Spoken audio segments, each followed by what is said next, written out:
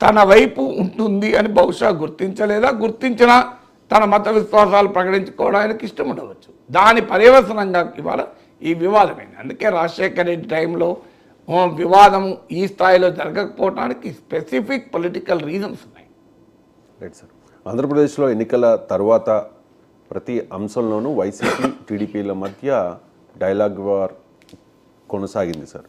మొదట్లో YCP TDP నాయకులు ఒకరికొకరు ఆరోపణలు చేసుకున్నారు, మీరంటే మీరు దాడులు చేస్తూ ఉన్నారు అని చెప్పి. ఆ తర్వాత వరదలకు కారణం మీరంటే మీరు అని చెప్పి. ఇప్పుడేమో ఈ తిరుమల లడ్డు వ్యవహారం. సో ఇది ఎలాంటి రాజకీయ పరిణామాలకు దారితీసే అవకాశం ఉంది సార్? ఇది టూ ఎర్లీ టు సే. అనేక ఫ్యాక్టర్స్ పైన ఆధారపడి ఉంటుంది. ఒకటి, ప్రజలు నమ్ముతారా, ప్రజలు దీన్ని నిజంగా ఎంత మేరకు నమ్ముతున్నారు అని. వాస్తవంగా మతపరమైన అంశం సెన్సిటివ్, వేల సంఖ్యలో జనం రోడ్ల మీదకి రావాలి. కానీ ఇప్పుడు ప్రజలు స్వచ్ఛందంగా ఎవరు రోడ్ల మీదకి రావడం లేదు, రాజకీయ పార్టీలకు చెందిన వారే వస్తున్నారు.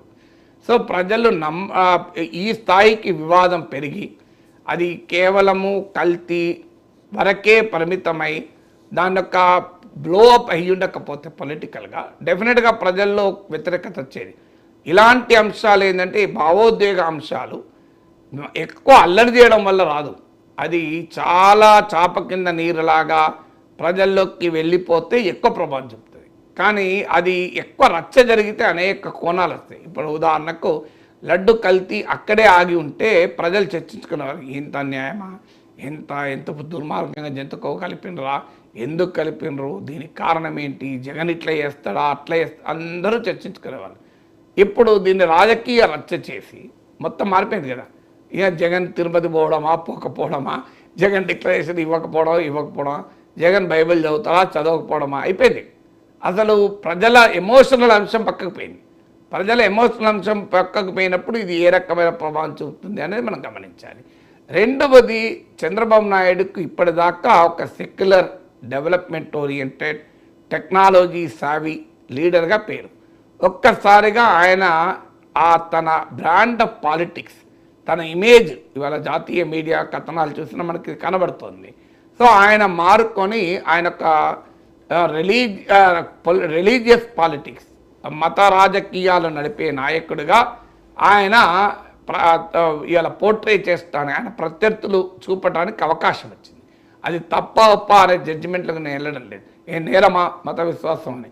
కానీ పదే చంద్రబాబు నాయుడు కంప్యూటర్లు, ల్యాప్టాప్లు, ఎలక్ట్రానిక్స్లు, సెమీ కండక్టర్లు, జనరేటివ్ ఆర్టిఫిషియల్ ఇంటెలిజెన్స్, కృత్రిమ మేధ అని మాట్లాడే చంద్రబాబు నాయుడు డెవలప్మెంట్, అభివృద్ధి, ఆర్థిక సంస్కరణలు, ప్రపంచంతో పోటీ పడాలి, సంపద సృష్టించాలి, ఇలా మనం చంద్రబాబు నాయుడు మాటలు వినేవాళ్ళం. అది పోయి ఇప్పుడు జగన్ మతం ఏది, కరుణాకర్ రెడ్డి మతం ఏది, నేను వెంకటేశ్వర స్వామిని నమ్ముతాను, నేను తిరుపతికి పోతాను, ఆయన ఎక్కడికి పోతాడు, దీని చుట్టూ మర్చిపోయింది. ఈ నరేటివ్ మరి చంద్రబాబుకి ఎంత ఉపయోగపడుతుంది ఇది చూడాలి. ఎందుకంటే వాస్తవంగా చంద్రబాబు నాయుడుకున్న ఒక డెవలప్మెంట్, సెక్యులర్, మోడర్న్ లీడర్గా, ఒక ఆధునిక రాజకీయ నాయకుడిగా ఆయనకున్న ఇమేజ్ వల్ల ఆయన బీజేపీతో కలిసినా కూడా మైనార్టీలు ఓటేశారు.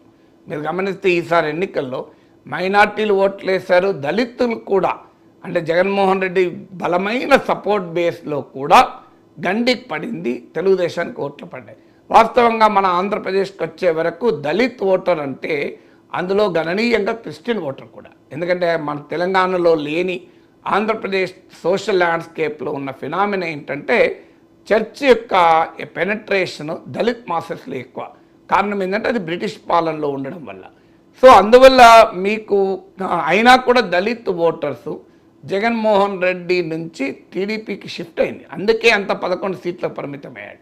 ఇప్పుడు ఈ రాజకీయం వల్ల అదనంగా జగన్మోహన్ రెడ్డికి ఎంత నష్టం జరుగుతుందో తెలియదు.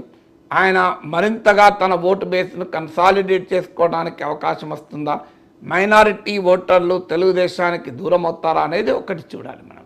ఇక మరో ముఖ్యమైన అంశం ఏంటంటే రాజకీయ నెక్స్ట్ జనరేషన్ ఆఫ్ లీడర్షిప్ ఎవరు, ఇది చాలా కీలకం. తెలుగుదేశం భవిష్యత్తు కూడా కీలకం. ఎందుకంటే భవిష్యత్తు రాజకీయం ఎవరి చుట్టూ జరుగుతుంది? చంద్రబాబు నాయుడు జగన్ చుట్టూ జరుగుతుందా? ఈ 5 ఏళ్ళు జరగచ్చు, 10 ఏళ్ళు జరగచ్చు. ఎవరమైనా వయస్సు ఎవరికైనా అనివార్యం. ఇప్పుడు నేనైనా ఇవాళ విశ్లేషిస్తున్నా, 10 ఏళ్ల తర్వాత వరకు కూడా విశ్లేషించింది. 20 ఏళ్ల వరకు కూడా నేనే విశ్లేషిస్తానా?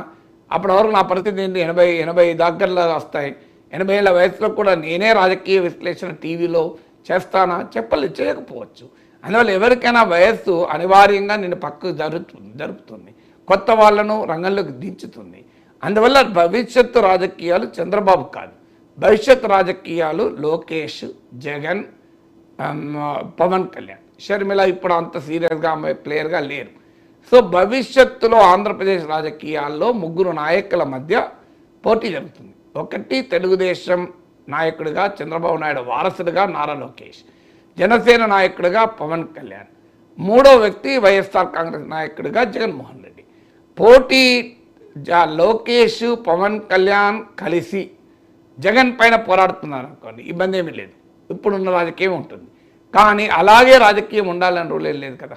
సో క్లియర్గా ఈ హిందూ మతం ఆధారంగా జరిగే రాజకీయాన్ని హిందుత్వం అంటారు. హిందూ మతము హిందుత్వకున్న తేడా ఏంటి అంటే రాజకీయమే.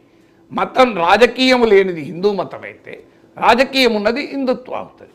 సో ఈ హిందుత్వ టిల్ట్ ఆంధ్రప్రదేశ్ రాజకీయాల్లో ఇప్పుడు బలంగా చంద్రబాబు నాయుడు హయాంలో ఎంటర్ అయింది. ఇది ఎటువైపు దారితీస్తుంది? ఈ ప్రాసెస్లో క్లియర్గా బీజేపీ అప్పర్ హ్యాండ్ తీసుకుంటుంది. మీరు దేశ చరిత్ర చూస్తే ఇది అర్థమవుతుంది. అలాగే పవన్ కళ్యాణ్ కంప్లీట్గా సడన్ ట్రాన్స్ఫర్మేషన్ మనం చూస్తున్నాం. అది కూడా వ్యూహాత్మకమై ఉంటుంది. పవన్ కళ్యాణ్ గతంలో నాకు మతం ఏంటి, నాకు కులం ఏంటి, నా కూతుర్ని రష్యన్ ఆర్థడాక్స్ చర్చ్లో బ్యాప్టిజం చేస్తా అని వాళ్ళ తల్లి అడిగితే నేను కాదనలేదు, ఇవన్నీ మాట్లాడిన సందర్భాలు మనం చూసాం కదా, అందరికీ యూట్యూబ్లో ఉన్నాయి కదా. తర్వాత ఆయన చేగువేరా వారసుని నేను, ఇలా పవన్ కళ్యాణ్ ఆ ఇమేజ్ నుంచి ఒక్కసారిగా అసలు హిందుత్వవాదుల కన్నా బలమైన హిందుత్వవాదిగా మారాడు. హిందుత్వ నాయకుడి కన్నా ముందు సనాతన ధర్మ పరిరక్షణ బోర్డు ఏర్పాటు చేయాలి, సనాతన ధర్మం కొరకు నేను ప్రాణాలైనా అర్పిస్తాను అంటూ ప్రాయచిత్త దీక్ష చేశాడు, తన శ్రేణుల్ని దీక్షలు చేయమన్నాడు. కంప్లీట్గా ఈ ప్రాసెస్ చంద్రబాబు నాయుడు లడ్డూలో ఎనిమల్ ఫ్యాట్తో కల్తీ అయిందని ఇనిషియేట్ చేశాక దాన్ని కంప్లీట్గా పవన్ కళ్యాణ్ ఓన్ చేసుకోగలిగారు. మీరు నారా లోకేష్ కన్నా పవన్ కళ్యాణ్ డామినేట్ చేయగలిగారు. ఇది రేపు భవిష్యత్తులో రాజకీయ నాయకత్వం కొరకు జరిగే పోటీ పైన ఏ రకమైన ప్రభావం పడుతుంది? ఇప్పటిదాకా అభివృద్ధి చుట్టూ, భాషాపరమైన అస్తిత్వం చుట్టూ రాజకీయం నడిచినప్పుడు తెలుగుదేశం పార్టీ ఒక బలమైన ఫోర్స్గా నిలబడగలిగింది. కానీ మతం చుట్టూ రాజకీయం నడిచినప్పుడు జగన్మోహన్ రెడ్డిని దెబ్బతీసడానికి ఉపయోగపడుతుందేమో తెలియదు. కానీ తెలుగుదేశం పార్టీకి ఈ మారనున్న రాజకీయం ఏ రకంగా ఉంటుంది? మీరు ఒక్క సెకండ్ ఆలోచించండి. టీడీపీ వైసీపీ ఉందనుకోండి, ఈ ఇష్యూ ఎవరికి ఉపయోగపడుతుంది అంటే కరెక్టే, టీడీపీకి ఉపయోగపడుతుంది. రేపు టీడీపీ బీజేపీగా మారిందనుకోండి, టీడీపీకి ఉపయోగపడుతుందా? అసలు టీడీపీ విలవిలలాడాల్సి వస్తే బీజేపీ అఫెన్సివ్లో. ఎందుకంటే బీజేపీకి ఉన్నంత కెపాసిటీ హిందుత్వ పాలిటిక్స్ నడపడం ఇంకెవరికి ఉండదు. ఎందుకంటే వాళ్ళు ఒరిజినల్ హిందుత్వవాదులు, మిగతా వాళ్ళు ఎవరైనా అక్వైర్డ్ హిందుత్వ, సో వాళ్ళు ఒరిజినల్ కాదు కదా. సో అందువల్ల ఈ ఫ్యాక్టర్స్ అన్నీ రేపు ఏ రకంగా రాజకీయ పరిణామాల్ని తీసుకెళ్తాయి అనేది చూడాలి మనం. Right sir. ప్రతి నాయకుడికి ఒక్కొక్క ఇమేజ్ ఉంటుంది కదా సార్. చంద్రబాబు నాయుడు అంటే ఒక విజనరీ, ఒక మంచి అడ్మినిస్ట్రేటర్, ఒక సెక్యులర్ లీడర్, ఈ టైప్ ఆఫ్ ఒక ఇంప్రెషన్ ఉంది. జాతీయ మీడియాలో వస్తున్న కథనాలు